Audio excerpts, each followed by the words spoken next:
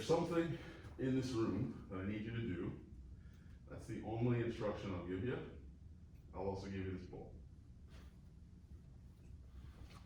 So there's something in here I need you to do. Actually, before you start, I'm gonna just start. Like for you to walk around? Yeah, do whatever you want. Cool. Actually, sorry. Can you give me another one back?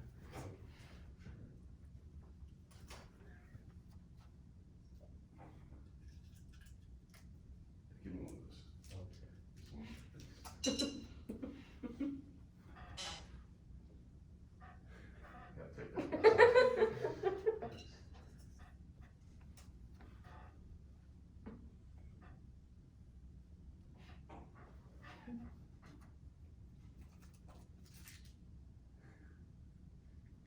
Well, you owe me one, so. I don't have any more. No, well, you're in debt to me now. I know. You owe me one. Okay, now I owe you two, or you owe me two.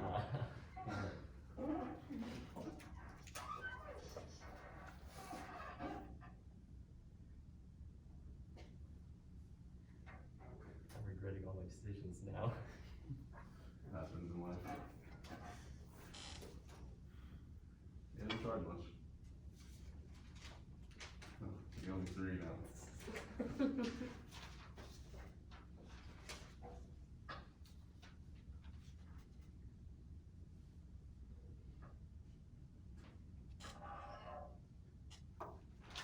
Don't think, dude. No, you owe me four now. Jeez. You owe me five now. You owe me six now. Yeah, I'll just have to keep tallying when I forget. Am I doing anything right yet? Please don't take all your clothes off.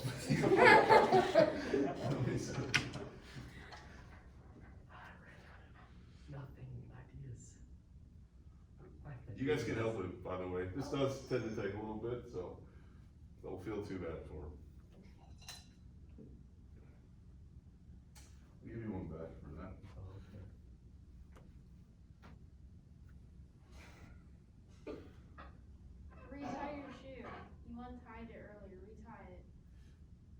Just trust me. Retie your shoe.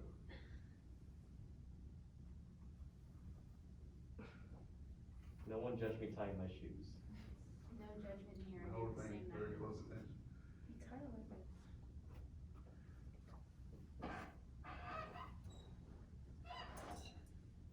You good?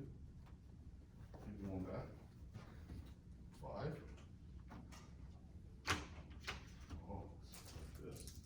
I'll take them all away here in one now.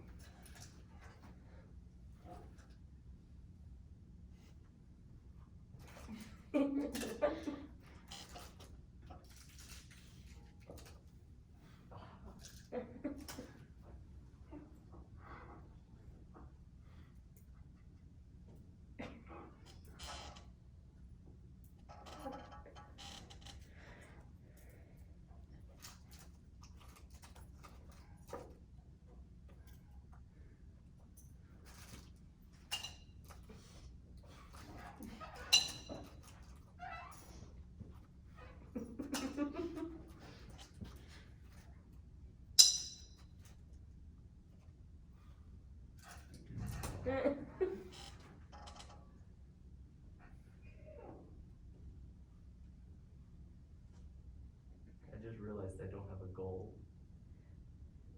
There's something in this room I need you to do.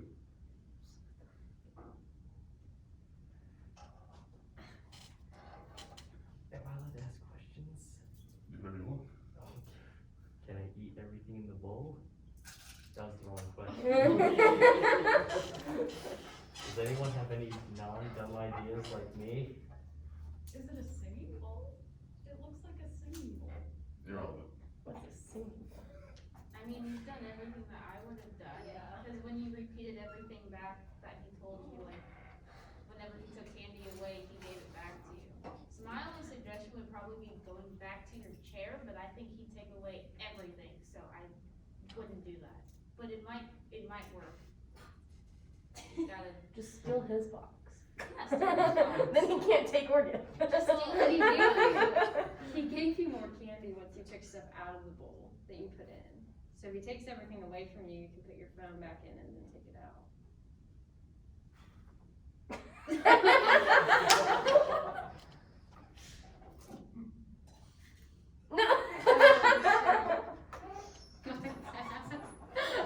The plan's not working. Sorry. Can you just like copy him? Can you take candy out of his thing?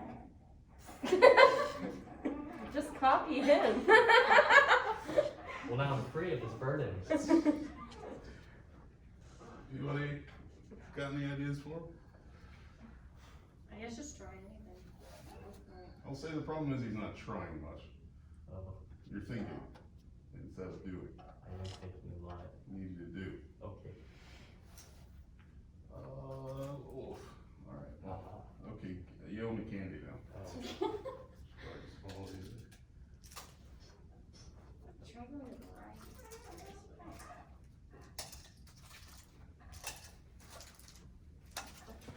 I'm exalted. I think it's a game of hot or cold almost. Maybe you have to move the camera thingy whenever he records videos for the class, if it's not already on. It is on. Well, Okay, is it facing the stage? This has been 6.49 seconds of me doing nothing. Give me one. Ow. That's okay.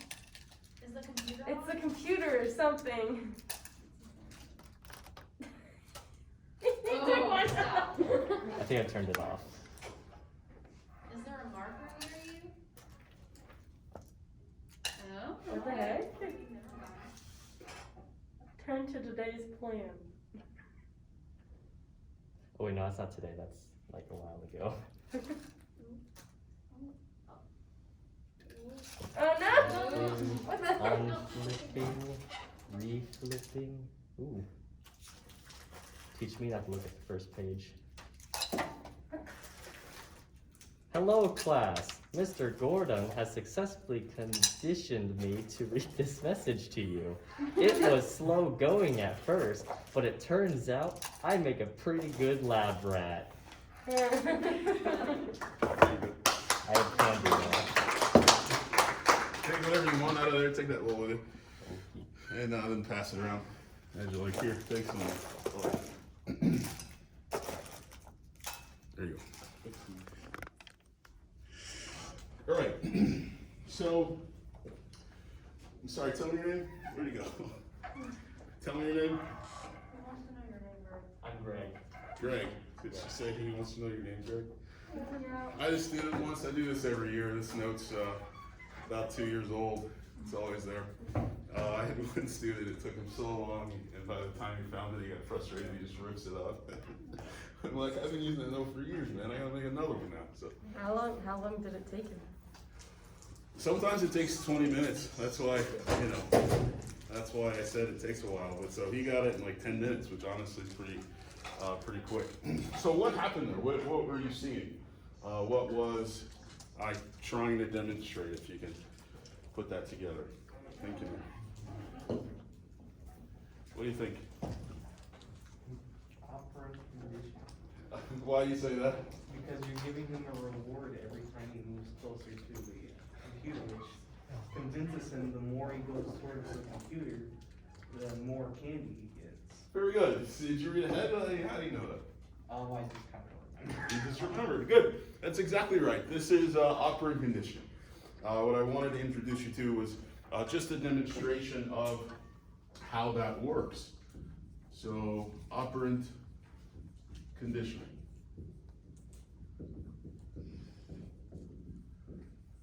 And if you see in the last lecture on classical conditioning and associative learning, right, we're really just learning that two things go together, right? That one thing maybe predicts or begins to reinforce something else.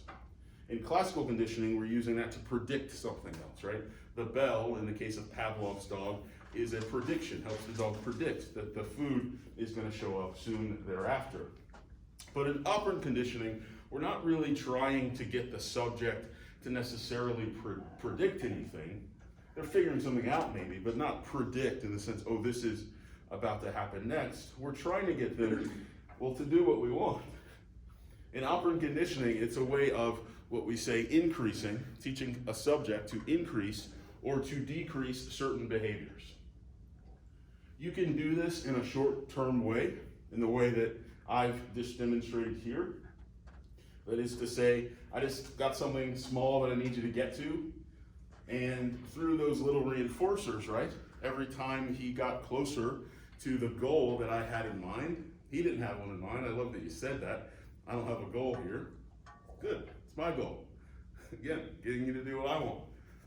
And so by reinforcing his behavior towards this thing that I wanted him to do, and punishing his behavior when he would go in the wrong direction, that helps him understand, that helps the subject understand what the required or the desired behavior is.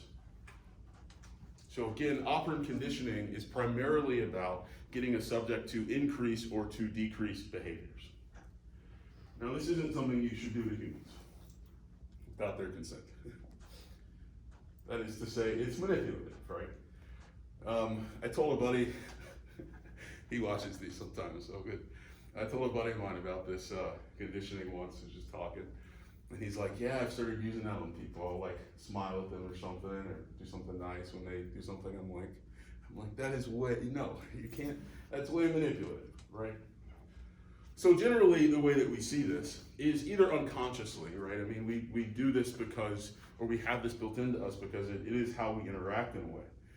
It's not about the fact that you smile when somebody says something that's nice to you. It's, are you doing that on purpose just to get them to do the thing that you want, or are you actually smiling because it was pleasant? And that in a way teaches them, hey, this person likes this. I'll do that more often, or I'll do that less often if I don't want them to like it, right? So there's something about some choice in there, but what we do tend to use it for is to train animals, of course. This is how you train your dog. If you've got a dog and you're trying to teach him to sit, you give this command, sit, and if he does it successfully, you give him a treat. Or you just say, good boy, whatever it is. Whatever it is the reward, is the reinforcer.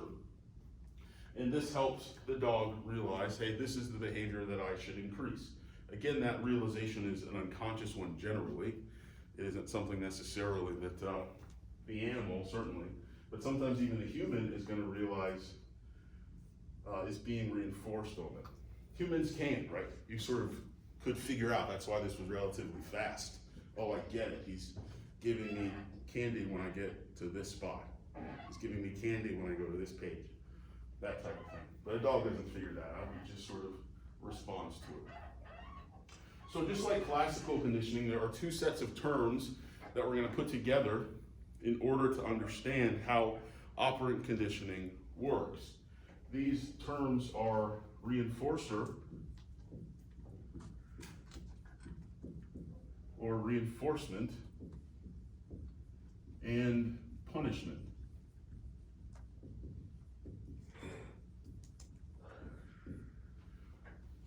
So pretty simple here, but you gotta lock it in your brain this way so you don't get confused when I make it confusing. Reinforcements always and necessarily increase behavior. Reinforcements always and necessarily increase behavior.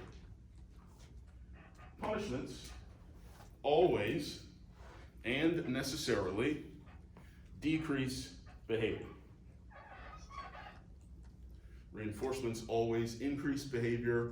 Punishments always decrease behavior. The next set of words are positive and negative.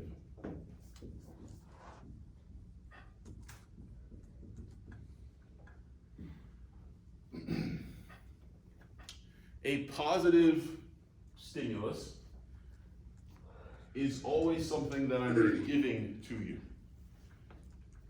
Positive means I'm giving it to you.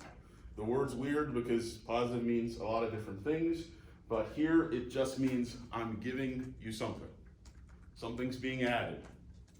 Something's being put in your direction. Of course, that means negative means I'm always taking something from you. You're always giving me something. So we can take these 4 sets of words and create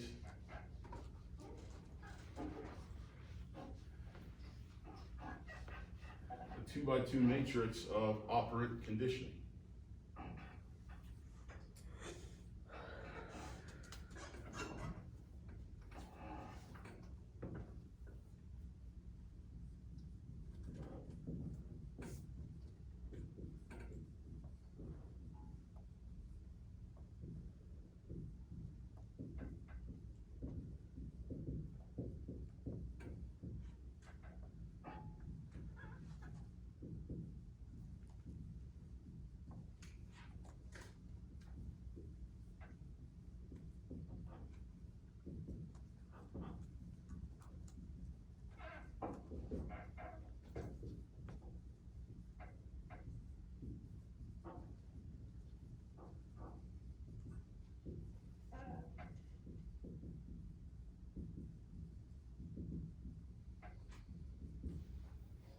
So you get positive reinforcement, and you get negative reinforcement, and you get positive punishment, and you get negative punishment.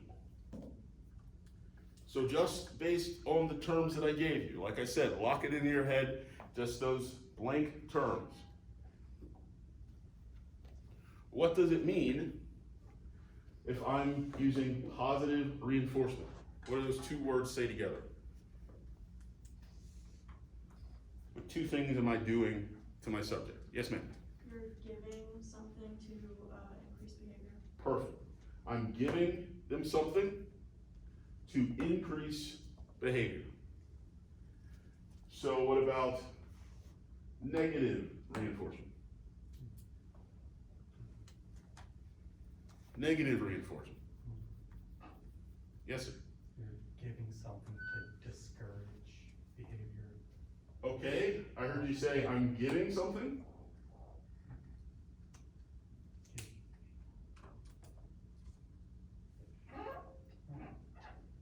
Negative always means Taking. I'm taking. Yes, sir. I was gonna say teams. Taking, so what's this mean? You're taking to increase behavior. I'm taking something away to increase behavior. Interesting. We'll think about what that can look like. What about this one? Positive punishment. Yes, ma'am. It's giving something to decrease behavior. Giving something to decrease behavior. Perfect. Last one. Negative reinforcement. Yes, sir. Yeah. Oh, You. oh, taking something to decrease behavior. Taking something to decrease behavior. Very good. So let's start with the easiest one. A positive reinforcement. What's that look like? Where have you seen it? Perhaps recently. Yes, sir. Whenever I got closer to the podium, you'd give me candy. That's right. So I'd give you candy to increase you getting closer to this podium, right? So I was giving something to increase that behavior. What's another positive reinforcement? This one's pretty easy. Yeah. Giving dogs a treat whenever they do a trick, right? Right, so giving a dog a treat anytime they do a trick right. Good. You might say positive reinforcement is giving you good grades when you do well on a test, giving you, showing you that you earned one, I guess. But that's gonna hopefully reinforce your continuing to get good grades, right? Continuing to do well on tests again. What about a negative reinforcement? Yeah. Taking away your kid's phone if they're on it too much. Okay, taking away their phone because they're on it too much. Is what behavior are you increasing? Oh. Shoot. Yeah, I got you. You can actually think about that a little bit and you might be able to. Maybe trying to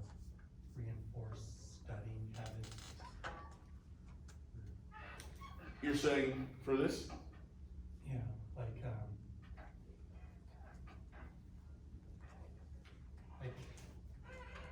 like she said, taking away the phone, but like doing that in order to like get them into a studying routine. Okay, let's think about that for a second. That's a great example. You're trying to get them to study more, right? Is it the taking away of the phone that does that? Or is it the promise of something else? Probably the promise. Promise of what? That they'll get their phone back. That's it. It's really a positive reinforcement again, right? You've taken it away to sort of set up the situation of them not having it, Yeah. right? But it's really the giving it back that they're doing the work for, right? That's the reason they're motivated in that case. Good. These are tricky. They do kind of spin around each other in this way. But what's a good one for this? A negative reinforcement. Yeah. Would it be a tax deductible thing, such as like giving to a charity? They're taking away your taxes that you have to pay? Okay. So that makes you want to give to a charity. So if you give to a charity, the government takes away some of your taxes. This is a great example, right? Because anytime you've got this negative reinforcement, you got to flip your brain around just a little bit and realize, what type of thing do I need to take away to get you to do something more? What type of thing do I have to take from you for that to be a reinforcement?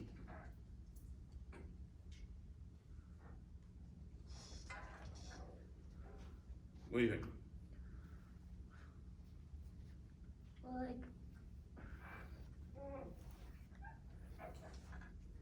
I have no idea. What type of thing do I have to take from you for you to like it? For you to go, yeah, I want to do that more. You already got it. I want to watch them think.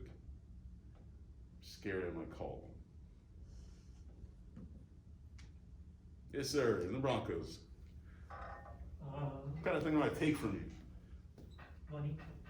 That's gonna make you do something more? Listen, come to work 8 hours a day, and I'll take some of that money from you. Good deal? No, you're not gonna come to work. You're gonna stay away from work. That's a punishment. Yes, ma'am, in the back. What kind of thing can I take from you that would make you do something more that you would like? Is really the question. I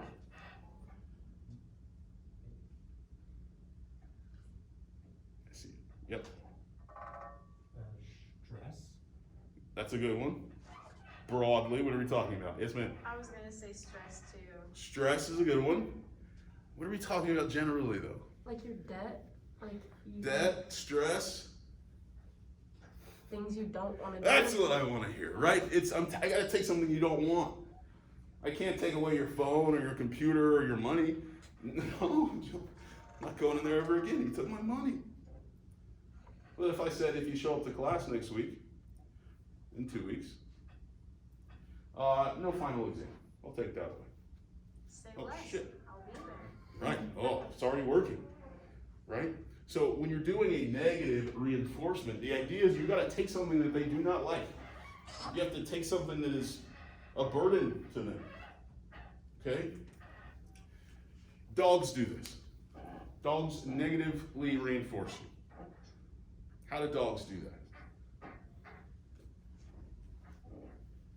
Babies do this. Babies negatively reinforce you. Cars do this. When you reward them, they stop doing the things that you don't like. Like when a baby is bawling its eyes out and you give it something it wants, like it's gonna stop doing the thing you don't like. Gotcha, Mom. Right? If you feed me, again, I will stop crying. But not until then, right? How does the dog do it? Same idea. What's your dog want, generally? Food, okay. How does he maybe let you know that? What? How does your dog let you know, Oh, please feed me? whining. Like whining or pawing at me or something. Yeah, do you like that? No. Now, please stop, I will feed you. Good. All right, here's a negative reinforcement. How does your car do it? Your car? Yeah, how's your car do it? Same idea, it's the exact same idea. What's your car want you to do? It's the thing your car wants you to do. To take care of it, Okay, like fill it up with gas or. okay. So what's it do? What's it do to get you to do that? Maybe if like, your brakes, like they'll start whining and stuff Okay, and not brake as easily, so you need to go get new brakes. okay. That is great. It's not contrived though. I'm trying to think of things that someone or something could have set up, right? I think, does anybody know about cars? Do they build that squeaky sound in? I've heard that, am I wrong? Yeah. The seatbelt and then like That's what we'll dinging. Yeah, there it is. Your car wants you to put your seatbelt on, or the manufacturer does, right? And so it ding, ding, ding, until what? So you put your seatbelt on and it shuts up. Same thing with turning your lights off or leaving your door open, right? So what you'll learn about negative reinforcement, in a lot of ways, often what will happen is they'll introduce something that you don't like. They'll show up barking at you. They'll show up dinging in your ear, right? And it's the process of trying to get that to stop that's reinforcing. If I want that beeping to go off, I gotta put my seatbelt on. This makes sense? Negative reinforcement. You gotta take away something they don't want in order for that to be a reinforcement. How about positive punishment? What's that look like? Yes, sir. Your hand went up before your brain was ready. It seemed like. Well, it's the opposite. So just be like giving them something they don't want To to decrease behavior. correct. So giving something, in this case, something they don't want, in order to decrease behavior. What's an example of this? Something I could give you that you don't want that would decrease your behavior.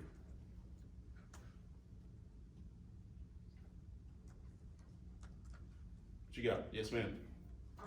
Oh, she stole your fire. Go ahead. Oh. No, she didn't have her hand up. I was just calling on her. Oh, Go ahead. I'm sorry, I thought having it up, but, like, sometimes like with teachers, like they'll give an extra assignment if like the class isn't acting how she wants them to, and like if she wants them to stop doing that, then like she'll give them an extra assignment so they like learn that they can't. That's right. All right. If you're not going to stop talking, everybody take out a piece of paper. Right? This teacher. Oh shit. Now we have to do extra work. Right? She's giving you something in that case that you don't want, in the hopes that either in that moment, perhaps it's just a threat, for instance, or in the future you'll learn, hey, Miss So and So is going to make us sit here and write essays all class if we don't pay attention. Right? Good. Another one. Who grew up in a rural part of Missouri?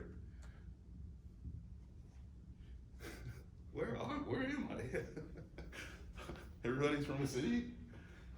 Oh, wow, interesting. How did your parents punish you? Sometimes they would make us stay outside and actually hang out with our siblings. So like if me and my siblings were bicker with each other, they would walk us outside and be like, in order for you to come in, you have to get along, or like you have to hug one another until we say stop. It's so embarrassing. I hated it. I swear. Okay. That's sort of a negative reinforcement, right? I'll let you back in the house if you stop fighting or whatever it is. Okay. Why did I ask for rural families? Yeah. Well, I know there's timeout and your Oh, I didn't ask for the liberal city folk. Sticks. What am I asking for? Yeah. Spanking. I'm asking for spankings, right? That's why I asked for rural folks. They tend to spank more. Yeah, so a positive, it's a spanking, right? I'm going to give you a spanking if you do X, Y, and Z. Super classic positive punishment. The first way we probably know how to learn, right? Even if your parents aren't spankers, there's probably a time they popped you on the hand just to kind of, if you weren't old enough to have language, to say, get your hand out of that cookie jar or get your hand out of that mud. That'll let you know, hey, I didn't like that. You gave me something I didn't want. I'm less likely to do that in the future. This makes sense? This one's easy. Now I want to hear about the liberal parents. What's the negative punishment? What's a negative punishment? Giving something they do. Like So- giving them, I don't know. It would just be the opposite of positive, right? So it'd be giving something they want to decrease the behavior. Is it negative? Giving? No idea. Taking something they want. That's right. Yes, sir. When you're speeding and you get caught by the police, they give you a ticket, so you have to pay them for what you did. So they're taking your money. It's like a double, right? That's a double punishment, right? The giving of the ticket is a positive punishment, right? And that is a punishment in and of itself, even if the ticket could be disappeared, or you could make it go away, or it wasn't that expensive or something, right? Just the getting of the ticket is often a punishment, right? Maybe you're just wasting time, maybe, you're worried that it's gonna be really expensive, and even if they just give you a warning, right, that was still punishment enough. And then, later, you gotta still pay that ticket, shit. I give $200 for nothing. Still was late for work. Right. Good, negative though, what's a negative punishment? What's another one? What am I asking for? Why am I saying liberal parents now? It's like when they take, Time out, right? This is what I'm looking for. What is time out doing? you're just taking away their time. I can't, are you talking? Yes. I can't tell, yeah. Yeah. Go ahead. You're just taking away their time. Like you're not really punishing them. They just have to like sit alone for a Well, few it is minutes. punishment.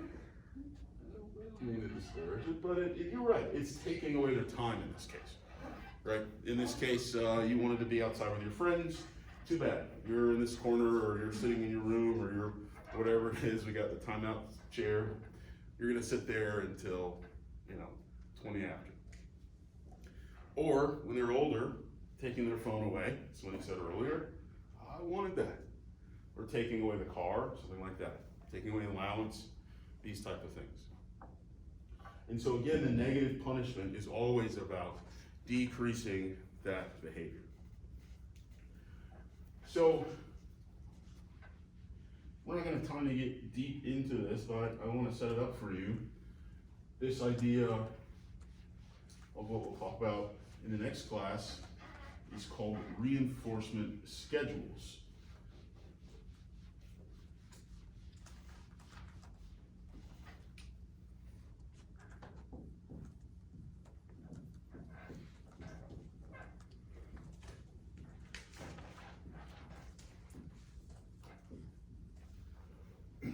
Reinforcement schedules are interested in the idea of how do I get my subject to either learn this behavior really, really quickly, or how do I get my subject or how do I get my subject to maintain this behavior even when I'm not there to reinforce them?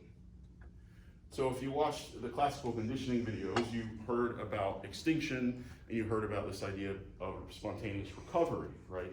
The idea that if you don't reinforce for a while, eventually that reinforcement will go away, at least fade away. And so this idea of reinforcement schedule is how do we either, again, get them to learn it really quickly, and or how do we get that extinction not to happen so fast? We will talk about that in next class, but what I want to illustrate for you is something that helps us with this principle. So we'll have a little graph here, and this is just time.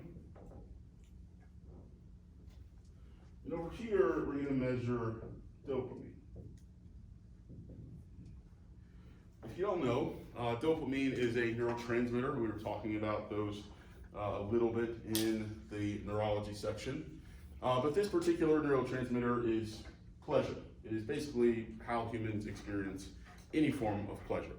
Whether that's something you like that you're eating, whether that's some drug you're taking, whether that's sexual pleasure, or just intimate physical pleasure. Anytime your body experiences pleasure, dopamine is responsible for that. Dopamine is being released, okay?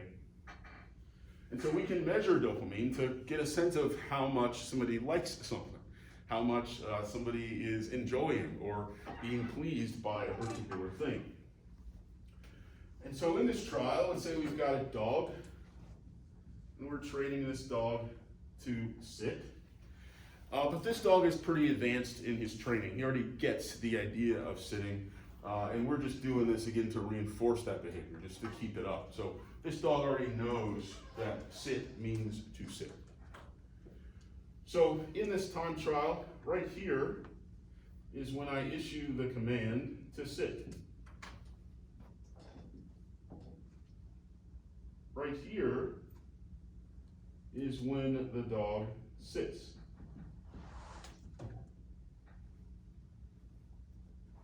And right here is when I give the dog the treat, his reward. Where do you think you will see the highest dopamine spike? Where do you think you'll see the highest dopamine spike? Again, dopamine means pleasure. Dopamine means the dog is being rewarded. Yes, sir? When he gets the treat. When he gets the treat, okay?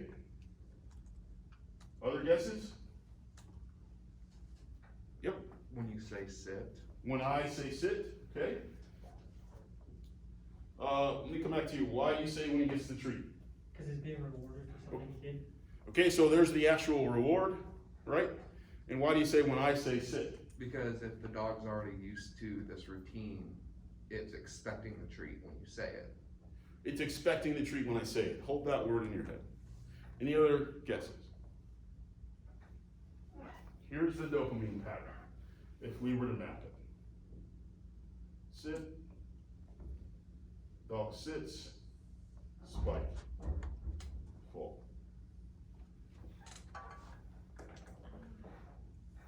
Where is this? The anticipation.